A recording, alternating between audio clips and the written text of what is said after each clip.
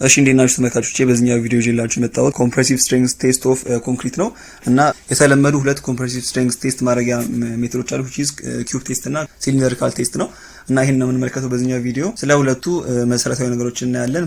ፕሮሲጀራቸውን እናያቸውና የላብራቶሪ ቪዲዮ የተወሰነ ይኖርናል ማለት ነው ኪዩብ ቴስት ላይ። ኦኬ ወደ ቪዲዮ ከመግባቴ በፊት ለቻናሉ አዲስ ከሆናችሁ ዳንኤል ባለው ሲቪል ኢንጂነሪንግ በቻናሌ የሰራኋቸው መለቃቸው ቪዲዮዎች ሲቪል ኢንጂነሪንግ ያሉ ጥያቄዎችን ከሲቪል ኢንጂነሪንግ ጋር የተገናኙ ጀነራል ኖሌጅ የሚያስፈልጉ ቪዲዮዎችና እናንተ ኮሜንት ላይ የምታስቀምጡ ጥያቄ መልስ በቻናል ነው። ይህን ቻናል ለመቀላቀል ሰብስክራይብ የሚለውና የደውሉን ምልክት መጫን ስላላችሁ እና ቪዲዮ ከተመቻችሁ ላይክ ማድረግ እንዳትረሱ። ኦኬ በቀጥታ ወደ ቪዲዮ እንገባለን። እሺ ስለዚህ ስለ ኮምፕሬሲቭ ስትሬንግዝ ኦፍ ኮንክሪት ማወቃችሁ ጥቅሙ ምንድነው? ብዙ ጥቅሞች አሉት። ካሉ ጥቅሞች ሁለቱን ብናነሳ ምንድነው? አንደኛው ዲዛይን ይጠቅማችኋል። ዲዛይን ላይ እኛ የምንጠቀመው ኮድ ነው የምታውቁት ኢሮ ኮድ ወይም ደግሞ ኤስኤን ነው። ያ ደግሞ በፎርሙላዎች ውስጥ ሁሉ የሚጠቀመው ኤፍሲኬ እያለ ነው የሚጠቀመው። ኤፍሲኬ ማለት ሲሊንደሪካል ስትሬንግዝ ኦፍ ኮንክሪት ነው፣ ኮምፕሬሲቭ ስትሬንግዝ ማለት ነው።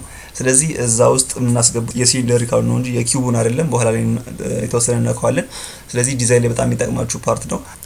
እንደገናም ደግሞ ለምሳሌ ኮንክሪት የሚያቀርቡ ካምፓኒዎች አሉ። ስለዚህ እንደዚህ አይነት ቦታ ላይ ስራ የመቀጠር እድል ሊያጋጥማችሁ ይችላል። የኮንክሪት ኮምፕሬሲቭ ስትሬንግዝ ደግሞ በጣም ዋና ፖይንት ነው።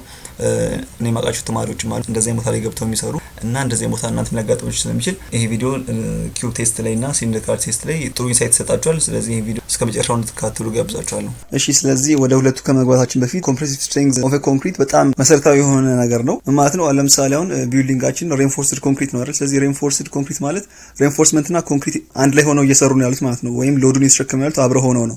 ስለዚህ ሬንፎርስመንት ምን ነው የሚከላከለው? ቴንሽን ፎርስ ነው የሚከላከለው አይደል? ስለዚህ የቀረው ደግሞ ምንድነው? ኮምፕሬሽን ፎርስ ነው። ስለዚህ ኮምፕሬሽን ፎርስ ደግሞ የሚከላከለው ማለት ነው ኮንክሪቱ ነው ማለት ነው። ስለዚህ ይሄ ኮምፕሬሲቭ ስትሬንግዝ ቴስት ላይ የምናገኘው C25 C30 የተባለ የምናስቀምጠው ማለት ነው። ስለዚህ በጣም ኢምፖርታንት ፓርት ኦፍ ሬንፎርስድ ኮንክሪት ነው ማለት ነው። ሌላው ምንድነው? ኮምፕሬሲቭ ስትሬንግዛችን በጣም አሪፍ ከሆነ በሬንፎርስመንት ባሩና በኮንክሪቱ መካከል ያለው ቦንድ በጣም ጥሩ ይሆናል። ሌላው ምንድነው? ሽሪንኬጁ ይቀንሳል። ሌላው ደግሞ ክሪፑንም እንቀንሰዋለን። ክሪፕ ማለት ማለት ነው በረጅም ጊዜ ኮንስታንት የሆነ ሎድ ኮንክሪታችንን በሚጫነው ጊዜ ኮንክሪቱ አቅም እያጣ ይመጣል። ስለዚህ ያ ማለት ነው ክሪፕ። ያንንም ኮምፕሬሲቭ ስትሬንግዛችን ጥሩ ከሆነ ክሪፑን እንቀንሳለን ማለት ነው። ሶ ኮምፕሬሲቭ ስትሬንግዝ በጣም ብዙ ጥቅም ያለው ነገር ነው። የሚፈልገው ኮምፕሬሲቭ ስትሬንግዝ ሪች መደረጉ በጣም ማወቅ አለባችሁ ማለት ነው። ይሄ ካልታወቀ በጣም ስትራክቸራል የሆነ ፌሊየሪቲ ነው የሚያመጣው። አልቲሜት ፌሊየሪቲ ነው የሚያመጣው። እንዲያውም ኮንክሪት ቀድሞ ፌል አደረገ ማለት እንደምታውቁት ኦቨር ሬንፎርስድ ከምንለው ኮንሴፕት ጋር ይገናኛል ማለት ነው። ኮንክሪቱ ቀድሞ ፌል ካደረገ ብሪትልነስ ሞድ ኦፍ ፌሊየሪቲ ነው የሚሆነው። ቀድሞ ግን ብረቱ ፌል የሚያደርግ ከሆነ ደክታይል ነው የሚሆነው ማለት ነው። ስለዚህ ደክታይል የሆነ ፌሊየሪቲ ነው የምንፈልገው። ስለዚህ ኮምፕሬሲቭ ስትሬንግዙን በደንብ መታወቅ ያለበት ፓርት ነው ማለት ነው። ሶ ሌላው ደግሞ ምንድነው? ኮምፕሬሲቭ ስትሬንግዝ ኦፍ ኮንክሪት ዲፔንድ የሚያደርገው ምን ላይ ነው? የሚክስ ፕሮፖርሽኑ ላይ ነው ማለት ነው። ሬሾ ላይ ማለትም 1 2 2 2 3 ምንለው ላይ እና ሌሎችም ሬሾዎች አሉ። ስለዚህ እነዛ ላይ ዲፔንድ ይሆናል ማለት ነው። ቢኮዝ ሲሜንት አግሪጌት እና ሳንድ ሚክስ ስለሆነ ስለዚህ ሳንዱንና አግሪጌቱን የምንጨምረው ከሆነ ሚክስ ፕሮፖርሽን እየቀየረው ነው ያለው ነው ማለት ነው። ኮምፕሬሲቭ ስትሬንግዙ ይቀየራል ማለት በዛ አይነት መልኩ። ስለዚህ ሚክስ ሬሾ ላይም በደንብ ፎከስ አድርገን ማየት ያለብን ፖይንት ነው ማለት ነው። ከዚህ በፊት ኮንክሪት ብሬክዳውን ቪዲዮ ሰርተናል። ሊንኩን ዲስክሪፕሽን ቦክስ ላይ አስቀምጥላችኋለሁ። ሌላው ደግሞ ከዚህ የተገናኘ አጭር ቪዲዮ ከዚህ ወዳጅ ላችሁ መጣው ምንድነው C25 ሲሆን C30 ሲሆን ከቦክስ ሳይዝ አንፃር የትየቱን እንደምንጠቀም በሌላ ቪዲዮ ይላችሁ መጣለሁ። ሶ ኪዩብ እና ሲሊንደሪካል ስንል ምንድነው? ሁለቱም አላማቸው አንድ ነው። ኮምፕሬሲቭ ስትሬንግዝ ኦፍ ኮንክሪት ለማግኘት ነው። ሲሊንደሪካል እና ኪዩብ ላይ ያሉ ዳይሜንሽኖች አሉ፣ ስታንዳርድ የሆኑ ዳይሜንሽኖች። ኪዩብ ላይ ለምሳሌ 100 በ100 መጠቀም ይችላል ማለት ነው፣ ሌንግዙን ዊድዙን እና ዴፕዙን ነው። ሌላው ደግሞ 150 በ150 የምንጠቀምበት ጊዜ አለ ማለት ነው ለኪዩብ። ለሲሊንደሪካሉ ደግሞ ሲሆን 150 ዲያሜትሩ ነው፣ ያው ሲሊንደሪካል ሼፕ ስለሆነ 150 ዲያሜትሩ ነው እና ቁመቱ ደግሞ በ300 እንጠቀማለን። ሌላው ደግሞ 100 በ200 ደግሞ አለ እና ግን ስታንዳርድ የሆነው ብዙ ጊዜ የምንጠቀማቸው ለኪዩብ ሲሆን 150 በ150 በ150 የሆነው ነው። ለሲሊንደሪካል ደግሞ ሲሆን 150 ዲያሜትር በ300 ቁመቱ ሲሆን ነው ማለት ነው። እና ሌላው ደግሞ ኮር ላይ የምትመለከቱት C20 25 C25 30 ያለ የሚያስቀምጠው እዚህ ቴብል እንደምትመለከቱት ለምሳሌ C20 25 ከሆነ 20 የሚለው ሲሊንደሪካል ስትሬንግዝ ነው፣ 25 ደግሞ የሚለው ኪዩብ ስትሬንግዝ ነው ማለት ነው። በግራ በኩል ያለው የሲሊንደሪካል ነው፣ በቀኝ በኩል ያለው የኪዩብ ነው። ያው እንደምትመለከቱት የኪዩቡ ከሲሊንደሪካል ስትሬንግዝ ይበልጣል ማለት ነው። እንደገናም ደግሞ ሁለቱ ሊኒየር ግራፍ የላቸውም ማለት ነው። ብዙ ጊዜ ምን ያደርጋሉ አንዳንድ ኢንጂነሮች ኪዩቡን በ0.8 ያባዙ ሲሊንደሪካሉን የማግኘት ነገር አለ። ግን ሁሉ ጊዜ እሱ ቁጥር አይመጣልንም። ለምሳሌ C25 30 የሚለውን 30 ማለት የኪዩብ ነው አይደል? ስለዚህ 30ን በ0.8 ስናባዛው 24 ነው እንጂ የሚመጣው 25 አይመጣም። ስለዚህ ከ0.8 እስከ 0.9 ባለው ሬንጅ ውስጥ ነው ብዙ ጊዜ የሚወሰደው። ሊኒየር ግራፍ የለውም ያልኳችሁ ያን ነው። ሌላው ደግሞ ምንድነው የኛ ኮድ ወይም እኛ የምንጠቀመው ኮድ ኢሮ ኮድ ነው እንደምታውቁት። CES ወይም ASN 2015 ተብሎ የመጣው አዲሱና የድሮቹ ኢሮ ኮድ የተወሰዱ ናቸውና ከዛ ስለሆነ የምንጠቀመው ምንድነው እዚህ ኮድ ላይ የምንጠቀመው የሲሊንደር ካል ስትሪንግዙ ነው ወይም FCK የሚባለው ማለት ነው። FCK የሲሊንደር ካል ነው። FCK ኪዩብ ደግሞ የሚለው ያው የኪዩብ ስትሪንግዝ ነው ማለት ነው። ስለዚህ ፎርሙላዎች ላይ በአጠቃላይ የሚገባው FCK ወይም የሲሊንደር ካሉ ስለሆነ እሱ ላይ ፎከስ ማድረግ አለባችሁ ማለት ነው። ሌላ ኮድ ላይ ግን የኪዩብ የሚጠቀምበትን ኬዝ አለ ማለት ነው። ስለዚህ እዛ ጋር ዲስቲንጉሽ ማድረግ ያስፈልጋል። አሁን ይሄን ያህል ካልን እዚህ ላይ ወደ ላብራቶሪ ቴስት ነው ማለት ነው የምንገባው። ብዙ ጊዜ የሚሰራው የትኛው ነው? ከኪዩብ እና ከሲሊንደር ኪዩብ ነው የሚሰራው። ስለዚህ ኪዩብ ቴስት ነው ማለት ነው በዚህኛው ቪዲዮ የምናየው። እሺ ስለዚህ ያው ኦልሬዲ ወርክሾፕ ላይ ታችሁ ሊሆን ይችላል ይሄን ነገር። ፕሮሲጀሩ መጀመሪያ ምንድነው የምናደርገው? ሚክስ እናደርገዋለን። አሸዋ፣ ሲሚንቶ እና ጠጠር በውሃ በመጠቀም ሚክስ እናደርገዋለን ማለት ነው። ይሄን ሚክስ ያደረግነውን ላብራቶሪ ውስጥ ቼክ የሚደረግበት ጊዜ አለ። እንደገና ደግሞ ሳይት ላይም ኤግዛክትሊ ቢልዲንግ የሚገነባበትን ኮንክሪት ተወስዶን ደግሞ ቼክ ይደረጋል። ቢኮዝ ሳይት ላይ ያለው ኮንክሪት ነው ማተር የሚያደርገው ለቢልዲንግ ኤግዛክት ለሆነው ነገር ማለት ነው። ቢኮዝ ላብራቶሪ ውስጥ የተሰራው በጥሩ ኢንቫይሮንመንት ምናምን ሊሆን ይችላል። ሳይት ላይ ሲሆን ግን ምንድነው ዝናብ ሊዘንብ ይችላል።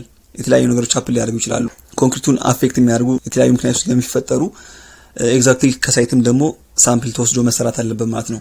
ቢኮዝ ለምሳሌ ዝናብ ከዘነበ አሁን እንዲሁም በቅርብ የነበረ ክረምት ላይ የተሰራ አሁን በዚህኛው ክረምት የተሰራ ያለ ቢልዲንግ አለ እና ምንድነው የሆነው ፋውንዴሽኑ ኮንክሪት በሚሞላበት ጊዜ ዝናብ የተወሰነ ዘንቦ ነበርና ኮንክሪቱን የተወሰነ አቅጥኖት ነበረ። ይሄን ያህል አፌክት አላደርገውም ግን የተወሰነ አቅጥኖት ነበር። ያ ደግሞ ስትሪንግዛችንን አፌክት ያደርጋል። ኦብቪየስሊ ዋተር ቱ ሲሜንት ሬሽዮ እየቀየሩ ስለሆነ ማለት ነው።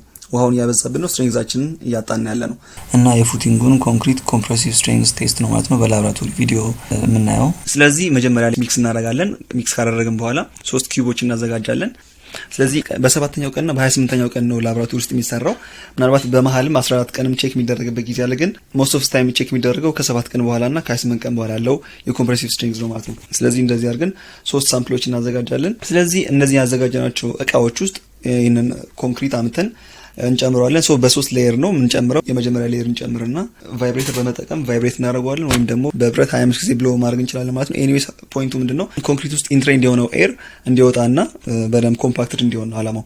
በዚህ መልኩ እናዘጋጀዋለን ማለት ነው። መጨረሻ ላይ ሰርፌሱን ስሙዝ አድርገን እንጨርሰዋለን። 3ቱን ሳምፕሎች ለኤንቫይሮንመንት እንዳይጋለጡ ከቨር አድርገን ለ24 ሰዓት ምንም ዲስተርብ የማይሆንበት ቦታ ላይ እናስቀምጠዋለን። ዘን ከ24 ሰዓት በኋላ እንመጣና ሞልዱን እንነቅለዋለን። ያኔ የሞልዱን ሼፕ ይዞ ይቀመጣል ማለት ነው። ዘን ይሄንን የያዝነውን ሳምፕሎች ቀጥታ ውሃ ውስጥ እንጨምራቸዋለን ማለት ነው። የውሃው ቴምፕሬቸር ከ25 ዲግሪ ሴልሺየስ እስከ 29 ዲግሪ ሴልሺየስ ይሆናል ማለት ነው። ስለዚህ በ7 ቀን ቼክ የምናደርጋቸውን እናስቀምጣቸዋለን። በ28 ቀን ቼክ የምናደርጋቸውን 3 ሳምፕሎች እናስቀምጣቸዋለን ማለት ነው። ከዛም በኋላ ሳምፕሉ ላይ የመጀመሪያውን ቀን እንጽፍበታለን ማለት ነው። እንደገና ደግሞ ሪች መደረግ ያለበትን የኮንክሪት ስትሪንግዝም እንጽፍበታለን። ለምሳሌ C25 ከሆነ C25 C30 ከሆነ እያልን ላይ ብንጽፍበት አሪፍ ይሆናል። ከዚህ በኋላ ምንድነው የምናደርገው? 7ኛው ቀን ከሞላ በኋላ ወይም ደግሞ 28ኛው ቀን ከሞላ በኋላ ያስቀመጥነውን ሳምፕል ከውሃ ውስጥ እናወጣዋለን። ከዛም በኋላ ሰርፌሱን ድራይ ማድረግ አለብን። ከአንድ ሰዓት በኋላ ባይዘው ከአንድ ሰዓት በኋላ ቢደረግ ይሄ አሪፍ ነው። ስለዚህ ከአንድ ሰዓት በኋላ መስበር እንችላለን ማለት ነው። ሚኒመም 1 ሰዓት ቢሆን አሪፍ ነው። ከዛ በፊት ካደረግነው ሰርፌሱ ድራይ የማድረግ ነገር ላይኖር ይችላል እና ምቹ አይሆንም ማለት ነው። ትክክለኛ የሆነ ሪዛልት ለማግኘት የተወሰነ ሊያስቸግር ይችላል። ስለዚህ ሚኒመም 1 ሰዓት ያህል ከጠበቅን በኋላ ኮንክሪታችንን ብንሰብር ጥሩ ይሆናል ማለት ነው። ከዛ በኋላ ኮምፕሬሲቭ ቴስቲንግ ማሽናችን ውስጥ እናስቀምጠዋለን ማለት ነው። መሀል ላይ ነው ሴንተሩን ጠብቆ ነው የምናስቀምጠው። ኮምፕሬስ የምናደርግበት ፎርስ ይኖረናል። ስታንዳርድ የሆነ ኮምፕሬሲቭ ፎርስ 140 ኪሎ ግራም ፐር ሴንቲሜትር ስኩዌር ፐር ሚኒት ማለት ነው እዛ ኮንክሪት ላይ የምናሳርፈው ፎርስ። ከዚህ በኋላ ምንድነው ማሽኑ ኮንክሪቱን ዳውንዋርድ በሰጠነው ፎርስ ፑሽ እያደረገው ነው ያለው ማለት ነው። የሆነ ሰዓት ላይ ሲደርስ ፌል ማድረግ ይጀምራል ማለት ነው፣ መሰባበር ይጀምራል። ከዛም በኋላ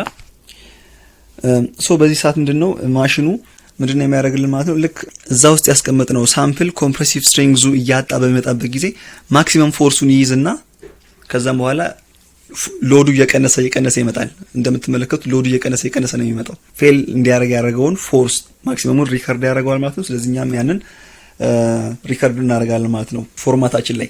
ስለዚህ ይሄንን ፕሮሲጀር ለሶስቱም ሳምፕሎች እንደጋግመዋለን ማለት ነው። ስለዚህ 3 የሆኑ ፎርሶች ይኖሩናል ማለት ነው። ስለዚህ 3ቱ ፎርሶች ማሽኑ አዝማተር ኦፍ ፋክት ሙሉ ለሙሉ ስትሬንግዙን ይሰጠናል ማለት ነው። እስከ ስትሬንግዙ ነው የሚያስቀምጠው። ኤኒዌይስ ምንድነው ፎርስ ኦቨር ኤሪያ ነው፣ ፕሬሸር ነው የምንፈልገው ወይም ኒውተን ፐር ሚሊሜትር ስኩዌር ወይም ሜጋ ፓስካል ነው የምንፈልገው አይደል? እኛም በእጃችን መስራት እንችላለን። ፎርሱን ካገኘ ነው ኤሪያውን እናውቀዋለን። 150 በ150 ነው የኤሪያው ኪዩብ ከሆነ ማለት ሲሊንደሪካል ደግሞ ከሆነ ፓይ አር ስኩዌር አድርገን የሰርክል ኤሪያ ነው ሲምፕሊ ያንን ማግኘት እንችላለን ማለት ነው ፎርስ ኦቨር ኤሪያ ስለሆነ። ስለዚህ ለሰባተኛው ቀን ለ28ኛው ቀን በዚህ መልኩ እንሰራና ስለዚህ በሰባተኛው ቀን 28ኛው ቀን ላይ ሪች ማድረግ ካለበት ኮንክሪት ስትሬንግዝ 65%ቱን በሰባተኛው ቀን ሪች ማድረግ አለበት የሚል ኮንሴፕት አለ። ስለዚህ ያን ሪች ማድረጉን ቼክ እናደርጋለን። አሁን ማሳያችሁ ቪዲዮ ላይ ግን በሰባተኛው ቀን ሪች አላደረገም።